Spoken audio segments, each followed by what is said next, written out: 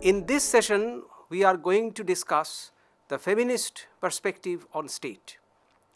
Now, in our earlier sessions, we have examined the liberal and the Marxist perspectives. The feminist perspective is a kind of understanding of state which developed in 20th century. It's actually originated in the 1960s, and since then it has become a very important, in fact, one of the most dominant perspectives so far as the understanding of state is concerned. Now, all of us are aware of the term feminism. Now, what exactly is meant by the feminist perspective, that is the feminist understanding of, or feminist perception of, or feminist attitude towards the state? To have an understanding of what exactly the feminist perspective means, one has to briefly explain and thereby understand that why the feminist perspective became so important. To understand the roots of why and how the feminist perspective became important, one has to look at two factors. The first factor is that the feminists, they primarily believe, despite differences among them, that the state is a patriarchal institution. That is, the state is an institution dominated by men. It is a male-oriented, male-dominated institution. And therefore, this predominantly male-dominated institution, a kind of institution which has been interpreted, which has been viewed by the males from their angle, well, this understanding requires a revision. The second factor is that all of you know that because of various historical, political, social, cultural reasons, women's movement, well, it emerged in a very big way in the 60s and the 70s. Primarily, it started in the post-war period when women became, or when women began to be aware of the importance, the autonomy, insofar as their rights, their demands, their freedoms are concerned.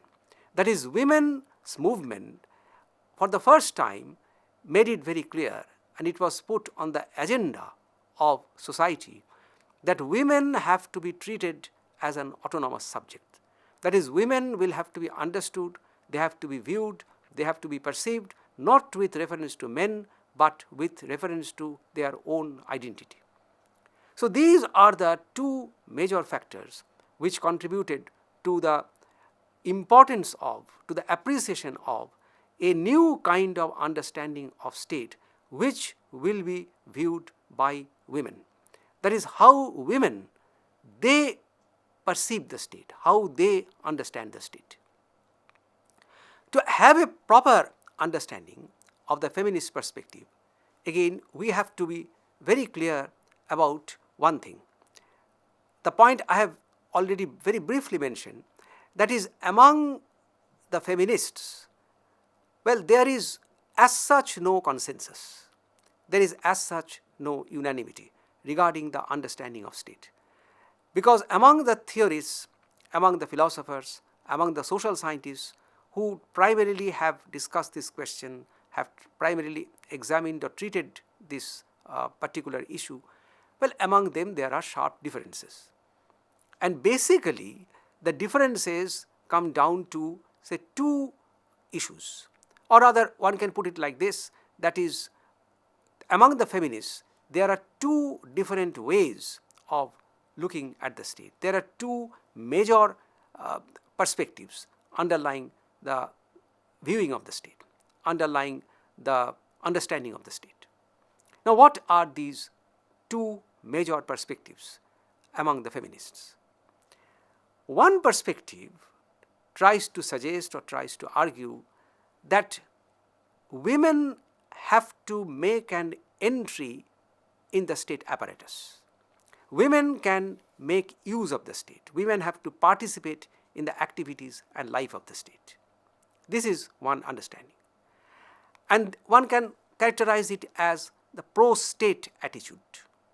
There is another kind of attitude, there is another kind of perspective shared by many feminists, which argues that no, state is something which has to be rejected. At least the way the state is experienced by women, well, that has to be rejected, that has to be discarded, and that has to be replaced by a new understanding. So broadly speaking, these are the two different ways of looking at state so far as feminists are concerned. One is pro-state, the other is anti-state. Now let us first of all look at those feminists who try to understand the state from a pro-state viewpoint.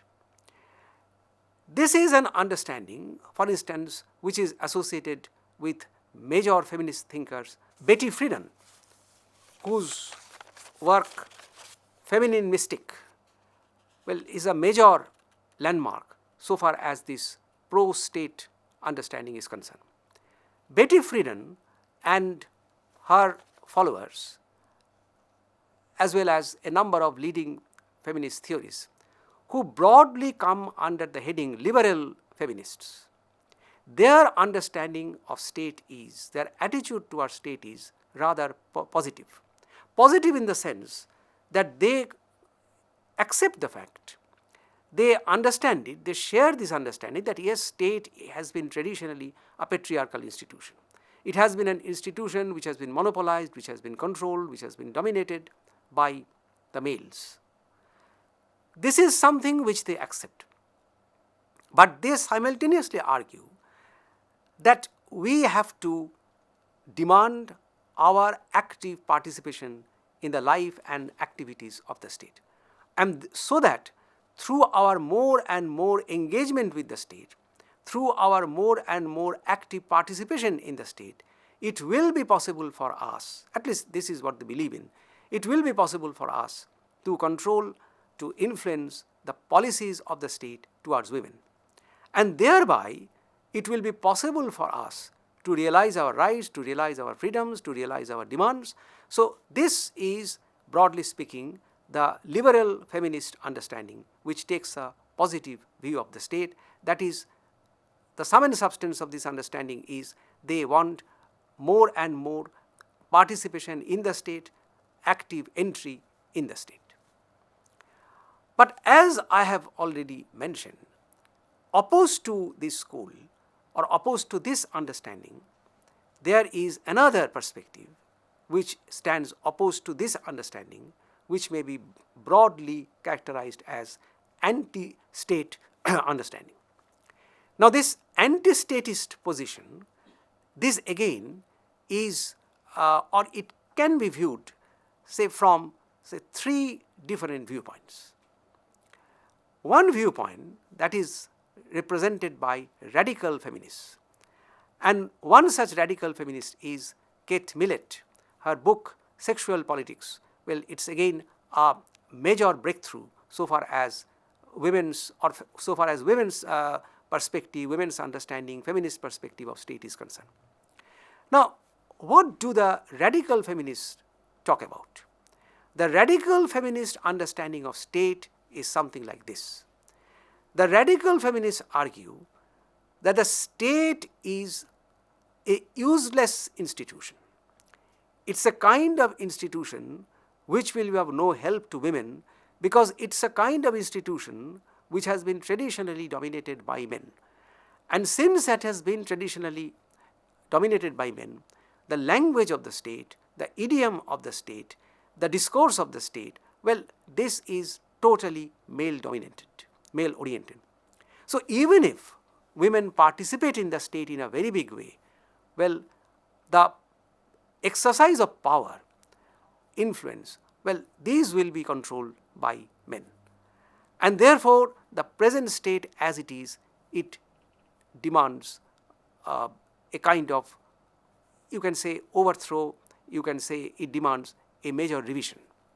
That is, according to the radical feminists, two things are important. Number one, or two things they try to underscore. Number one, in their opinion, so far as their agenda is concerned, the state is of no use, of no help to women, the state as it is, because it is a male-dominated, male-oriented institution. This is number one. Number two, the radical feminists, their primary emphasis is on safeguarding, is on recognition of autonomy of women.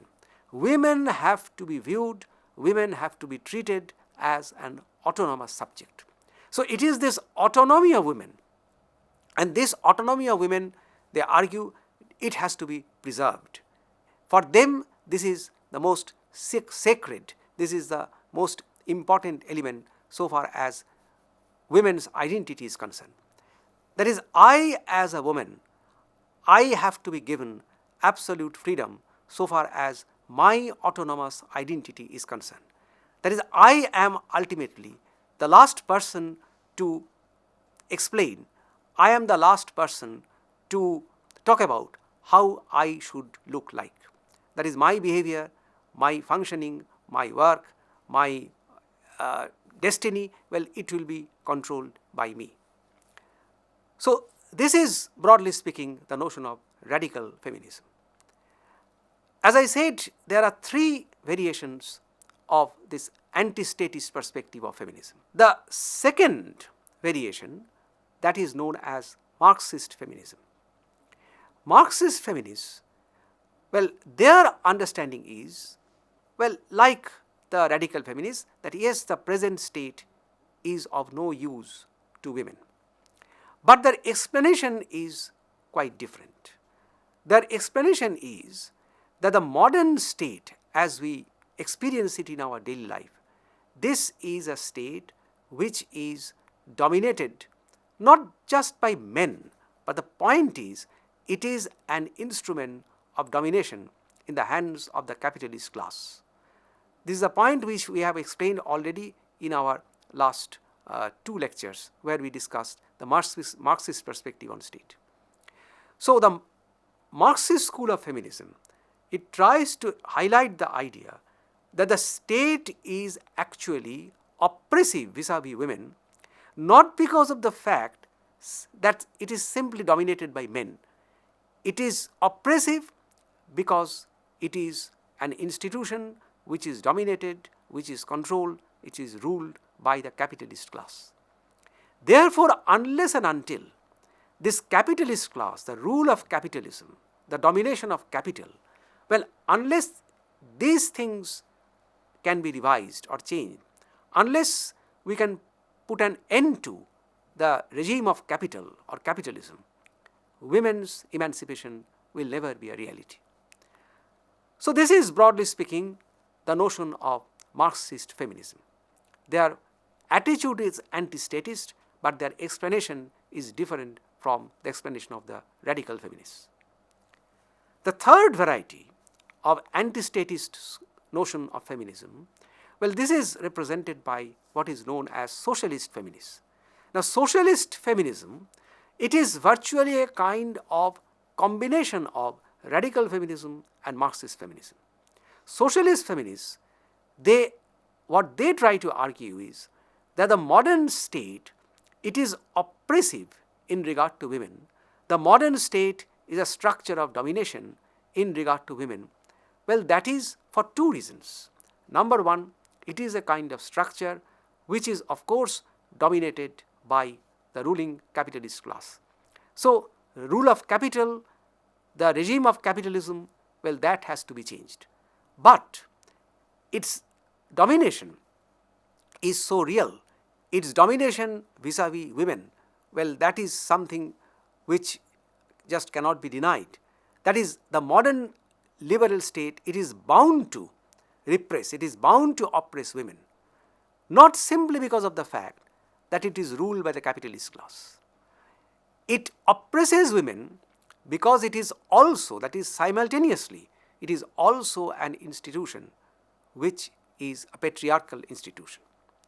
That is, the modern capitalist state, it is ruled by an oppressive ruling class. At the same time, this ruling class is patriarchal, that is male-dominated ruling class. So, what you come across in this understanding is combination of two things. Number one, the notion of class, which they pick up from Marxists, and the other is the notion of patriarchy, which is the basic element, the most important ingredient of feminist understanding. Now, in recent years, what we have come across is that under the impact of globalization, some very important, interesting developments have taken place in regard to feminism. And here again, very interestingly, feminists are sharply divided. Divided in the sense, and this division again, quite significantly, touches upon this basic division among the feminists in regard to their attitude towards state. That is, whether women, they should take a positive view of the state, whether they should participate in the life of the state, or is it that women should take a negative view of the state. That is, whether feminism should be pro-statist or whether feminism should be anti-statist in regard to the state, in regard to their understanding of state, in regard to their perception of the state. So, under globalization, this issue has again become extremely relevant. And among the feminists, there is a sharp division between two schools.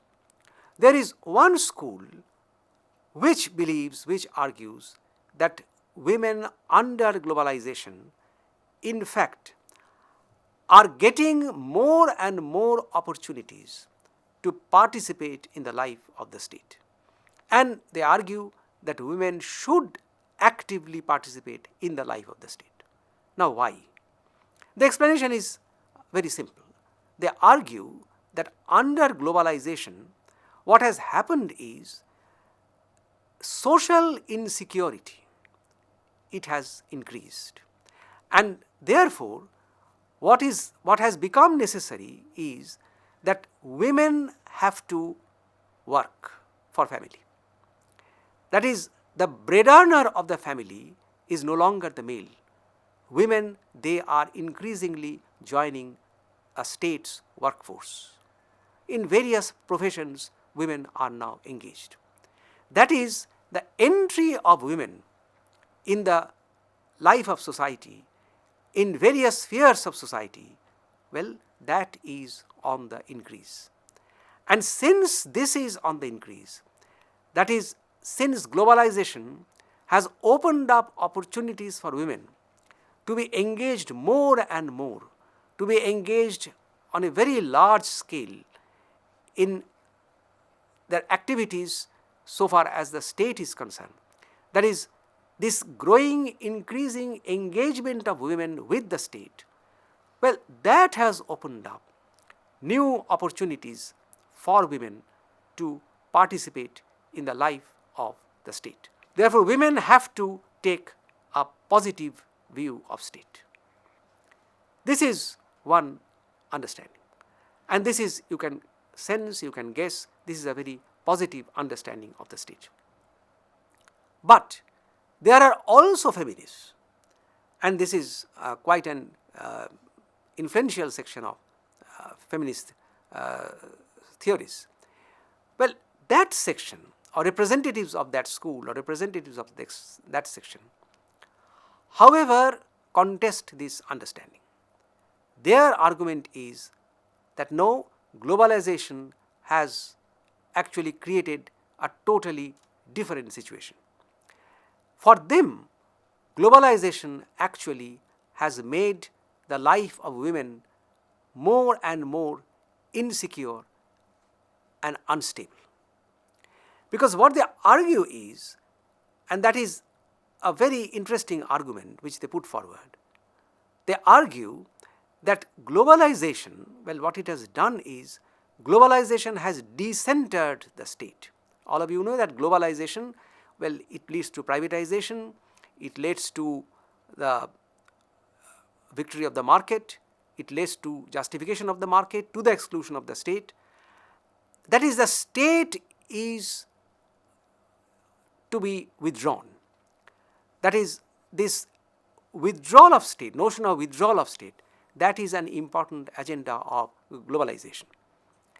And those feminists who put forward this opposite viewpoint, this different viewpoint, their understanding is that because of decentering of the state, what has happened in the life of women is that women do not know with whom they have to be engaged. Earlier, you could locate the state was visible.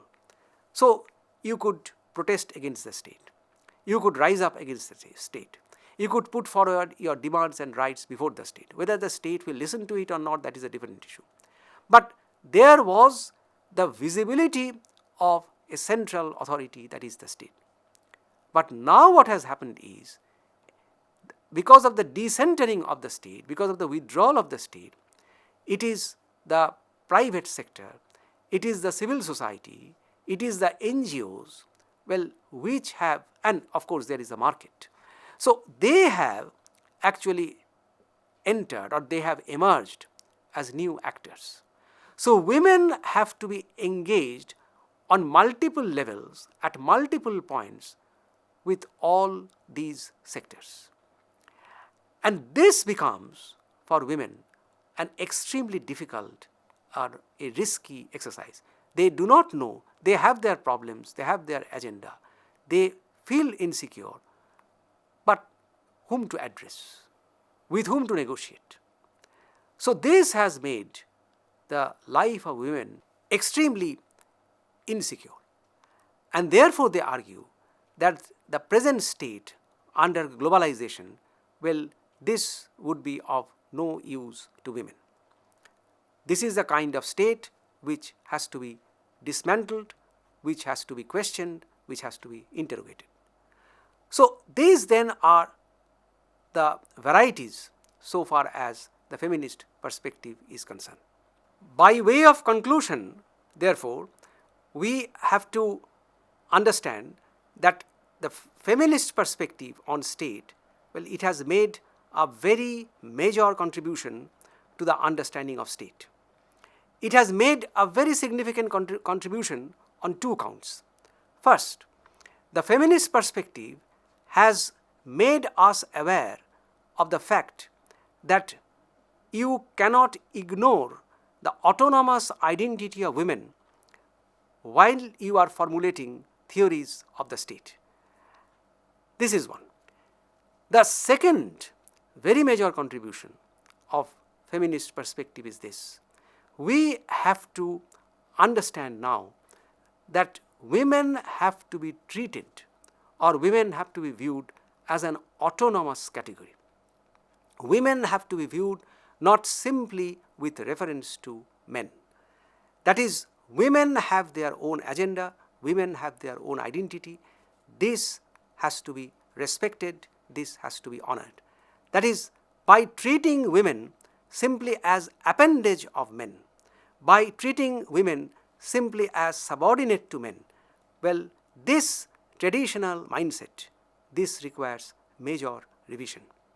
And therefore, so far as feminist perspective is concerned, it is very, very important for us when it tries to underscore the idea of this autonomous identity of women.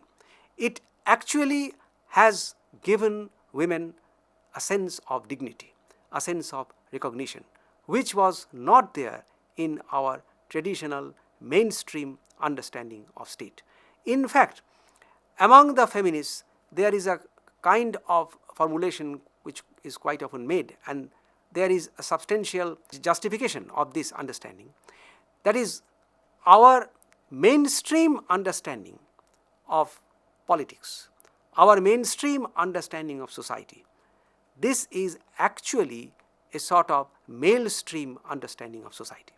Because it has been considered as something normal, it has been considered as something natural for men to consider the state and thereby to consider women as individuals, as subjects who are just appendages to men.